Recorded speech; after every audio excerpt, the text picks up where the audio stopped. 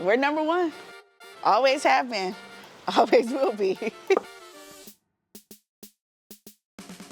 My friends who I went to high school with are a lot of my sources because we all graduated. We're all in this professional world, right? To say, hey, do you know this and that? Hey, you're at work, and they call me because it's like, we know you. Education was never a question. At Miami Central, I was a Silver Knight nominee, right? So I didn't win it, which is fine. Knowing that your accomplishments matter and someone else recognizing the accomplishments through, awards was important. There were a number of teachers. Miss LeGrant, oh my God, Miss LeGrant. She wasn't even our teacher, right? But she was the activities director.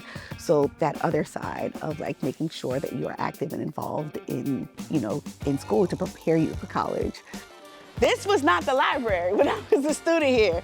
This was actually on center court because this was our gymnasium, which is wild.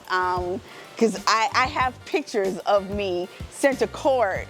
During homecoming, we would bury the team. We had a funeral for the other team during, homecoming week. So this was like, literally, you can kind of still tell, right? This is the basketball court.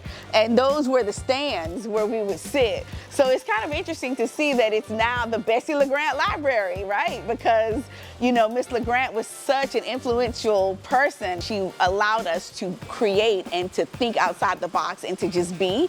And truly, part of my job today, some of the things that I do is to create and to think outside the box. Because when we tell stories, the way we get people to watch and be interested in our stories is we can't keep telling the same story the same way. When you can think outside the box and be creative, it just makes for, better storytelling. I knew I wanted to be a journalist, right? Elementary school. So I wanted to be, at first, a judge. And then we had career day. I asked, how long do you have to be at school to be an attorney? And he said 6, 8 years. And I was like, yeah, no, that's not what I want to do.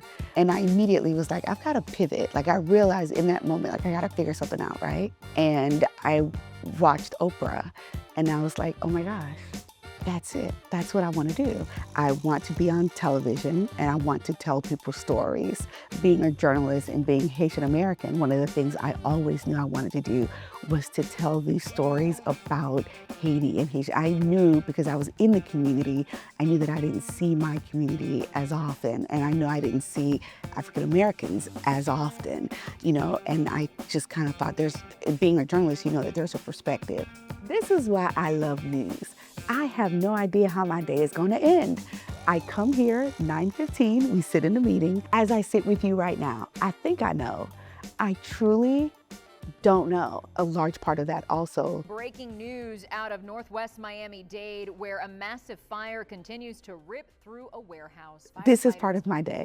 When I hear elevated voices like that, that means something's going on. Do you know who owns it, or you're waiting on a call back? Nothing yet? Yeah, you can see inside. I'm trying to figure out if there's anything like a name of a building, anything we can call to say, okay, can you tell us what happened? Being on television, which is the part that everyone sees, is actually the smallest part of what we do in a day. We do a lot of writing. We do a lot of research. We do a lot of who do you know and you can call. Never thinking I would get back in news, and here I am winning an Emmy. An Emmy was not in my sphere, but I had a mentor while I was at Central who was a journalist, Rochelle Bridges. She's passed away. She had 4 of them. She worked at Channel 7. I would job shadow her at Channel 7. And then, as the mentorship grew, and seeing the awards, I was kind of like, okay, yeah, maybe one day. When she passed away, her husband gave me one of hers. The idea when he gave it to me was, I give you hers, but you have to earn your own. Miami-Dade County Public Schools was the best choice for me because I had no choice but to get educated.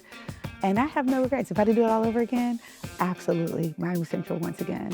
Because I'm a rocket, and I'll be a rocket for the rest of my life.